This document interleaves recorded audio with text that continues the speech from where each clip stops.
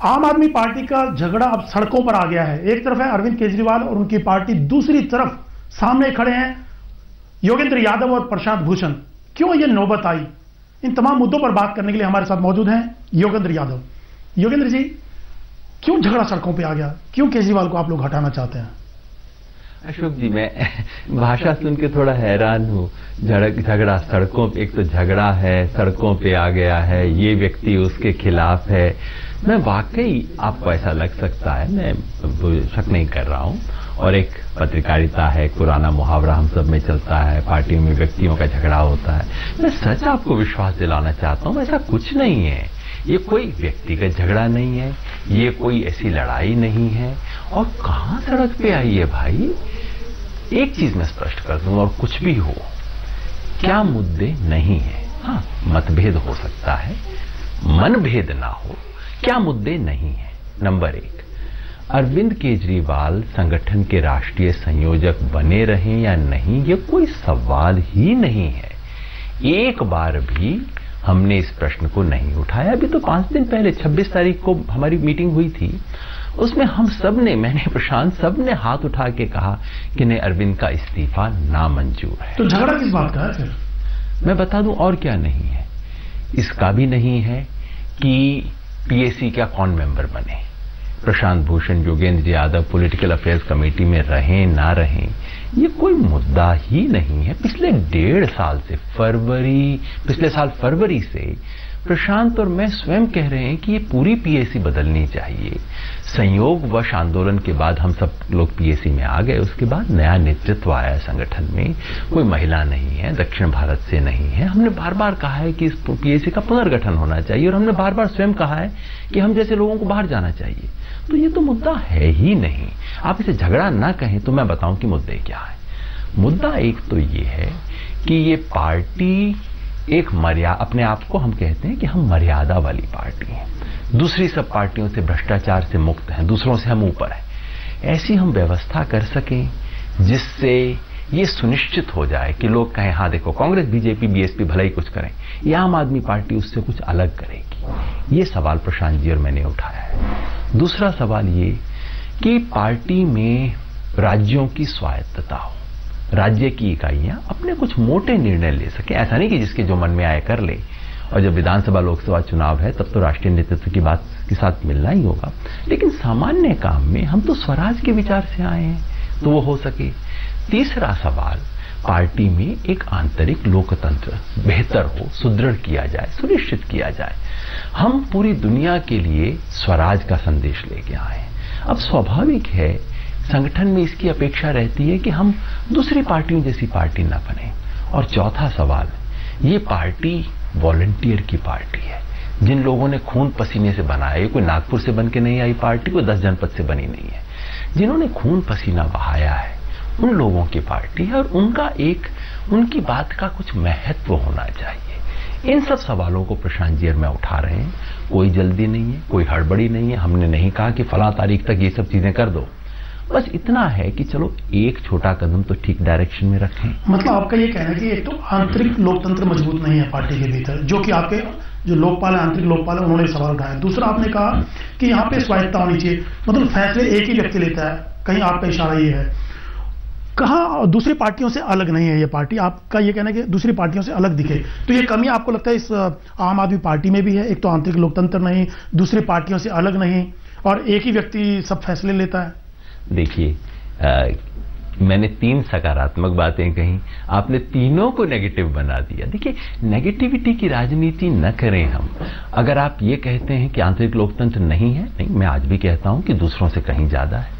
आप ये पूछें कि क्या हम जहां पहुंचना चाहते थे वहां पहुंचे थे? नहीं, अभी हम नहीं पहुंचे, बहुत यात्रा करनी है।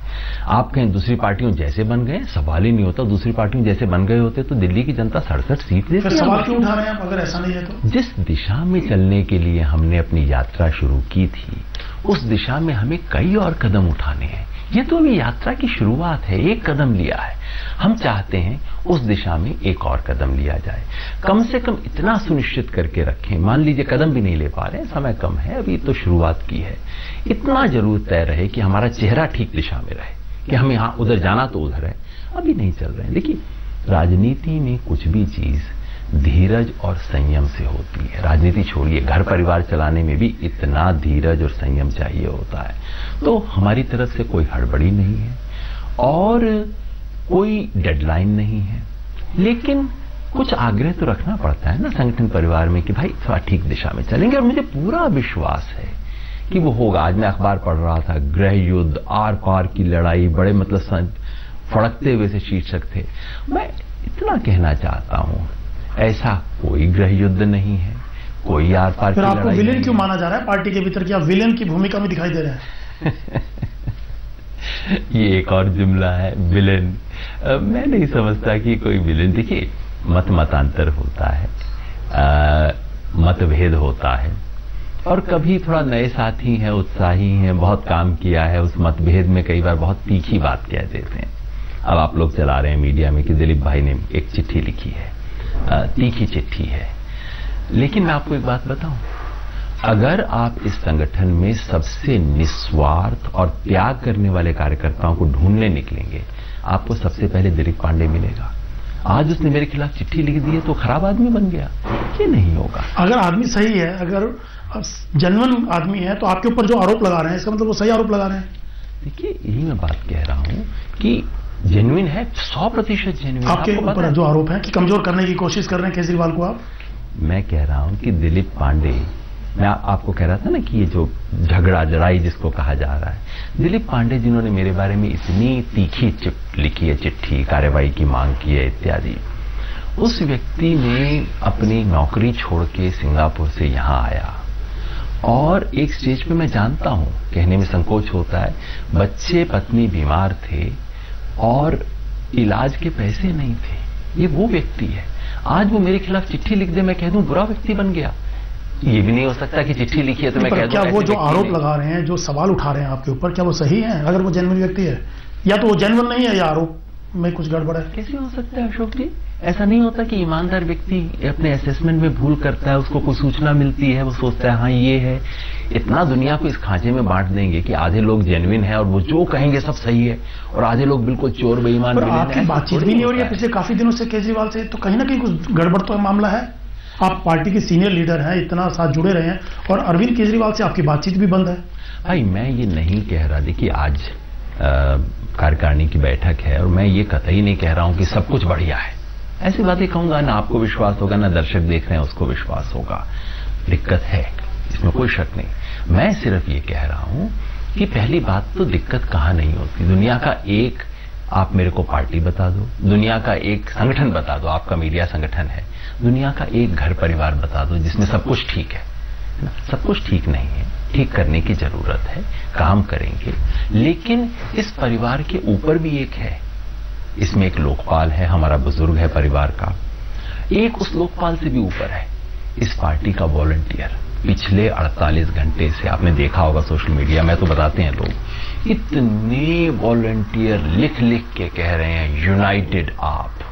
वो ये नहीं कह रहे कि यूनाइटेड आप होना चाहिए, वो मांग कर रहे हैं, हमें डिमांड कर रहे हैं, हमारा कान पकड़ रहे हैं, फोन कर रहे हैं, इनबॉक्स में चिट्ठी डाल रहे हैं, ट्विटर पे कह रहे हैं। मतलब आप जो सवाल उठा रहे हैं वो सही है, कंसर्न है आम आदमी का वॉलंटियर भी आपके सवालों से। नहीं, देखिए फिर बहुत छोटी बात हो जाएगी, मैं कहूंगा कि कोई यूनाइटेड आपकी बात कहता है तो मेरा समर्थन करता है। नहीं, वो अपनी वो एक फोटो लगाता है जिसमें अरविंद केजरीवाल है, मनीष सिसोदिया है, योगेंद्र यादव है, प्रशांत भूषण है, और कहता है यूनाइटेड, यानी कि वो प्यार से कह रहा है देखो साथ साथ रहो। और वो वॉलंटियर ऊपर, ये संगठन उसका है, कोई मेरी प्रॉब्लम। तो आप संयोजक क्यों बनना चाहते हैं? ये भी आया था कि आप संयोजक बनना चाहते हैं, केजरीवाल को हटाना चाहते हैं। कितनी हास्यास्पद हो सकती है ये बात। मैं संयोजक बनना चाहता हूं, ये बात आई कहां से, किसने कब कही? हाँ, एक बात जरूर है, शांति बाबा बीच में बोल देते हैं। कोई शांति भूषण जी ने कोई 6 महीना पहले बोली थी, मैंने हाथ जोड़े थे, सर क्या है बात कर रहे हैं, कोई इसका कोई मतलब बनता है? उसके बाद से फिर उन्होंने बोला, और जब से उन्होंने वो किरण बेदी जी वाला बयान दिया, तब से तो सच मेरी ना तो इच्छा होती है ना हिम्मत होती है कि उनके पास जाके कुछ उन्हें बोलूं। तो उन्होंने जरूर बोला है, उनके अलावा किसने बोला है भाई? और मैं तो ये बात 6 महीना पहले भी स्पष्ट कर चुका था। एक बात जरूर, हम बात कर रहे हैं आपके सीनियर लीडर योगेंद्र यादव से। योगेंद्र जी, केजरीवाल से बात नहीं हो रही है तो चीजें क्यों नहीं हो रही है? क्या वजह क्या है?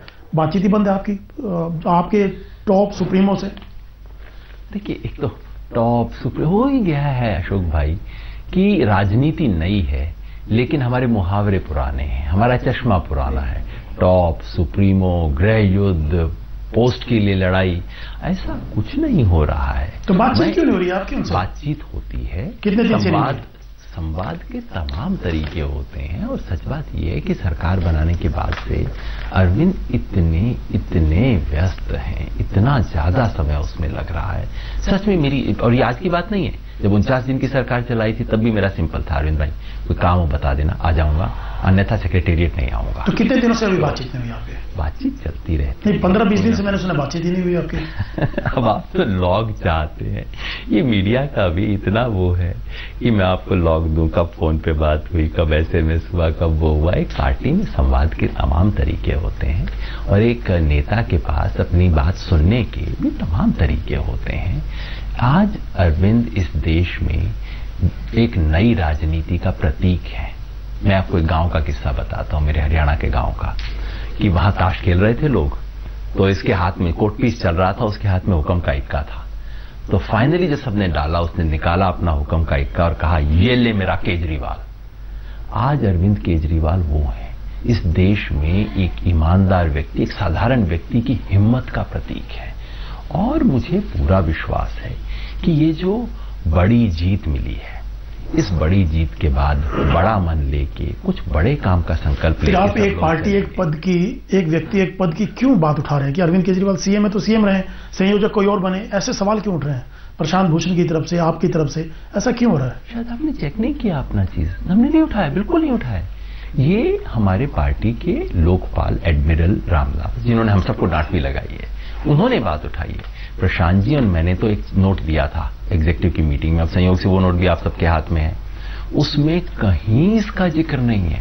उसमें आंतरिक लोकतंत्र की बात है, उसमें पार्टी में वॉलंटियर की महत्ता कैसे बढ़े इसकी बात है, राज्यों की स्वायत्तता की बात है, हम पैसे और बाकी आरोपों के बारे में और बेहतर कैसे हों इसकी बात है, RTI की बात है। लेकिन एक पद एक पोस्ट या संयोजक कौन बने इसका जिक्र भी नहीं है। खबरें भी प्लांट करवाते हैं आप, कुछ मीडिया को बुला करके, ये भी आपके ऊपर आरोप लगा है कि पार्टी के भीतर की चिट्ठियां लीक करते हैं, खबरें प्लांट करते हैं, जो दूसरी पार्टियों में होता था। बीजेपी बदनाम थी इसके लिए, तो वो आपकी पार्टी में होगा और आपको बताया गया जिम्मेवार उसके लिए। अशोक जी, आप पत्रकार हैं और वरिष्ठ पत्रकार हैं। ये दिल्ली शहर ऐसा है कि किसी की आंख से कुछ छुपता नहीं है। कौन नेता किसको घर बुला के क्या खबरें प्लांट करता है, इस शहर का हर पत्रकार जानता है। आप मेरी तरफ देखिए और आप बताइए, आपने अपने पत्रकार साथियों से अपने न्यूज रूम में मेरी छवि क्या सुनी है इस सवाल के ऊपर?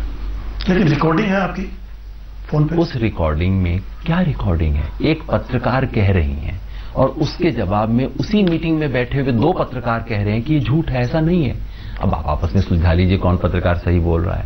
भाई मैं तो बदनाम हूं दिल्ली में पत्रकारों के बीच में कि योगेंद्र जी कुछ जूसी चीज नहीं देते हैं, बाद में कहते हैं कि योगेंद्र जी कुछ अलग से बता दीजिए। मैं कहता हूं भाई मेरे को कुछ पता नहीं। आपकी पार्टी के लोग आपके पीछे पड़े हुए हैं कि आप खबरें लीक करते हैं, प्लांट करवाते हैं, पत्रकारों को ऑफ द रिकॉर्ड बुला करके घर पे चाय में ये करते हैं, तो आप ही के पार्टी के लोग ये सब बोल रहे हैं।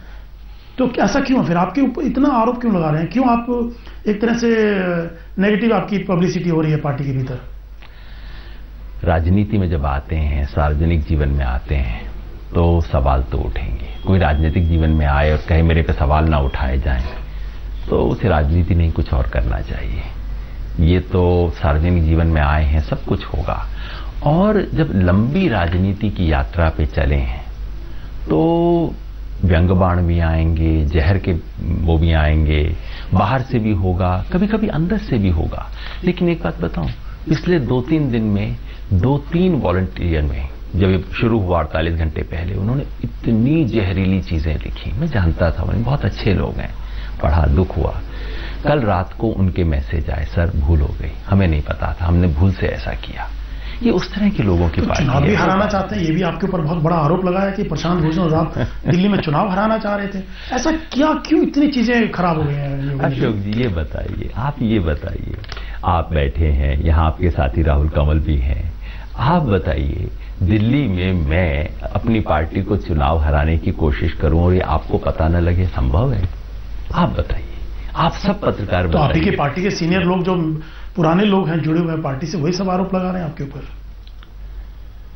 कुछ तो होगा योगेंद्र जी, हर चीज झूठ तो नहीं होगी, कुछ तो वो आरोप जो लगा रहे हैं कहीं ना कहीं किसी कुछ ना कुछ तो रीजन रहा होगा। ऐसा क्यों आपके ऊपर आरोप लगा? दो अलग चीजें। आप ये कह रहे हैं आरोप का कुछ कारण रहा होगा, ये मैं मानता हूं, हर आरोप के पीछे कोई ना कोई कारण तो रहा होगा, पर ये ना माने कि उसके पीछे कोई सच रहा होगा। ये दो अलग अलग चीजें हैं। जरूर कोई कारण रहा होगा, मिलूंगा साथियों से पूछ लूंगा कि यार ये नौबत क्या आ गई। वैसे कह देते कि योगेंद्र जी छोड़ दो, ये सब करने की क्या जरूरत है? छोड़ने का ख्याल आता है? जिस दिन से आरोप लग रहे हैं बड़े दुखी होते होंगे कि छोड़ दो पार्टी, कहां फंस गया आगे, ऐसा कभी लगता होगा आपको? कई बार लगा है, कई बार लगता है कि कहां आ गए। फिर लगता है कि देखो मैं अपने पिताजी की दुकान थोड़ी चला रहा हूं। जिस इतने वॉलंटियर्स ने, मैंने तो कुछ नहीं किया, मैंने तो खाली अपनी नौकरी छोड़ी है। ऐसे ऐसे वॉलंटियर हैं जिनके घर में कुछ नहीं है, सब कुछ छोड़ के आए हैं। कल मेरे को एक वॉलंटियर मिला भिवानी में, लोगों ने कहा साहब इसको इतना तो कह दो कि अपनी बीवी बच्चे को कभी कभी मिल लिया करे। ये उसकी पार्टी है और मुझे क्या हक है ये कहने का कि मैं छोड़ दूं। एक चीज कह दूं अशोक जी, बहुत सोचा मैंने, मंथन किया, सब कुछ किया। मेरे मन में एक सूत्र आता है जो मैं आपको बताना चाहता हूं, आपके माध्यम से सबको। हम बात कर रहे थे आपके सीनियर लीडर योगेंद्र यादव से। योगेंद्र जी, हम बात कर रहे थे कि तमाम आरोप आपके ऊपर लग रहे हैं, चाहे वो पार्टी को हराने का है, पार्टी को कमजोर करने का है, केजरीवाल को हटाने का है, तो कुछ ना कुछ तो रहा होगा, कुछ ना कुछ कारण रहे होंगे इसके पीछे। जैसे मैंने कहा कुछ कारण तो जरूर होंगे भाई, कोई बोलता है तो अब उसमें सच है नहीं है, तो इतने ऐसे आरोप हैं, ये तो आप सब लोग बैठ के तय कर सकते हैं। इसमें तो कोई एक वो बात नहीं है। सच में कभी कभी हंसी भी आती है कि यार अगर आरोप ही लगाने हैं तो थोड़े से तो इंटेलिजेंट चीजें कहें, थोड़ा सा ऐसी बात कहें जिस पे किसी को भरोसा हो। लेकिन मिलेंगे, पूछ लूंगा भाई कि कह देते जाने को, ऐसी क्या बात है, इतने सब करने की क्या जरूरत थी। मगर मैं आपको कह रहा था कि एक सूत्र, बहुत पिछले 48 घंटे 72 घंटे से सब कुछ देख के सुन के मंथन करके मैंने अपने आप से पूछा क्या करना है। मेरे मन में जो सूत्र आता है वो आपके माध्यम से मैं अपने सब वॉलंटियर को कहना चाहता हूं। देखिए, ये पार्टी किसी की पर्सनल प्रॉपर्टी नहीं है, योगेंद्र यादव की पर्सनल प्रॉपर्टी नहीं है। ये लाखों वॉलंटियर के खून पसीने से बनी है, उनकी पार्टी, और उनसे भी ज्यादा उस आम आदमी की पार्टी है जिसे आशा बंधी है पहली बार कि हो सकता है इस देश में कुछ हो। मतलब ये केजरीवाल की भी पार्टी नहीं है, किसी एक व्यक्ति के नहीं है। अरविंद स्वयं कभी नहीं कहेंगे कि उनकी है। इस पार्टी को ना तो तोड़ेंगे ना छोड़ेंगे, हाँ सुधारेंगे और उसके साथ साथ खुद भी सुधरेंगे। बस ये चीज मेरे। योगेंद्र जी, आपने चुनाव के दौरान भी कुछ सवाल उठाए, शराब का जब आया, आपके कैंडिडेट थे, फंडिंग को लेकर आपने सवाल उठाया, कैंडिडेट सिलेक्शन को लेकर सवाल उठाया। आपको लगता है वो उसकी वजह से भी आप निशाने पे हैं? अभी आपके कयास हैं। ये बात देखिए, किसी भी पार्टी में आपको दोनों चीजों का संतुलन करना होता है। एक तरफ ये कि आप ऊर्जावान बने रहें, दूसरा ये कि मर्यादा बनी रहे। अब हो सकता है किसी जगह ऊर्जा पे ज्यादा एम्फेसिस हो जाए, मर्यादा थोड़ा भूल जाए, कभी मर्यादा बहुत ज्यादा हो जाए, ऊर्जा ठुस हो जाए। दोनों में संतुलन करने की कोशिश है। हमें जिम्मेवारी रही कुछ करने की, हमने संतुलन किया। ये जो पैसे और दारू वाला कह रहे हैं, नहीं, चुनाव के वक्त उस वक्त समय नहीं था पार्टी को वहां पे शर्मिंदा करने का, तंग करने का, और पार्टी ने सही काम किया था। पैसा हमने ठीक ढंग से लिया था। आज हमें ये सोचना है कि ऐसा करने में जो पता लगा ऐसी कंपनियां हैं जो कि कंपनियां थोड़ा ठीक ठाक लग नहीं रही, कहीं आगे से ऐसी चीज ना हो, उसके लिए सुनिश्चित करने की जरूरत है। देखिए, बाकी सब पार्टियां अगर पहली पायदान पे हैं तो आम आदमी पार्टी 7वीं पायदान पे है। हम चाहते हैं 8वीं 10वीं पायदान पे पहुंचे। ये संघर्ष है, ये प्रयास है, आगे ले जाने का है, साथ मिलकर काम करने का। आम आदमी पार्टी ने लोगों को हमेशा हैरान किया है। लोगों ने सोचा था जो नहीं हो सकता वो किया है। आज भी यही होगा। आज भी सब के बाद आम आदमी पार्टी कुछ ऐसा करेगी जो सुंदर है, जिसके बाद हमारे वॉलंटियर फिर कह सकें देखो मेरी पार्टी। योगेंद्र जी, आपको अगर पीएससी से निकाल दिया, छोटे छोटे 2 सवाल, बिल्कुल छोटे छोटे, एक एक 2 लाइन में जवाब चाहूंगा आपका। पीएससी से अगर हटा दिया जाता है तो क्या करेंगे आप? ये तो मुद्दा ही नहीं है। हमने स्वयं कहा है कि पीएससी में नहीं, और अगर योगेंद्र यादव और प्रशांत भूषण खाद बन जाएं एक सुंदर पौधा बनने में, तो पौधा अच्छी बात है, खाद बन गया तो क्या बुरी बात है। अच्छा, आखिरी सवाल चलते चलते, क्या अरविंद केजरीवाल सलाहकार जो है ठीक नहीं आसपास, कहा जा रहा है चाटुकारों से गिर गए, आपको क्या लगता है कुछ सलाहकार ठीक नहीं आसपास, सुधारने की जरूरत है? आखिरी सवाल। अरविंद बहुत बड़े नेता हैं, बहुत बड़ी दृष्टि है, बहुत बड़ा मन है। मेरे ख्याल में वो जरूर उसी कद के लोगों को अपने साथ रखेंगे। धन्यवाद हमसे बात करने के लिए योगेंद्र जी। ये थे योगेंद्र यादव। बाकी खबरों के लिए देखते रहिए आज तक।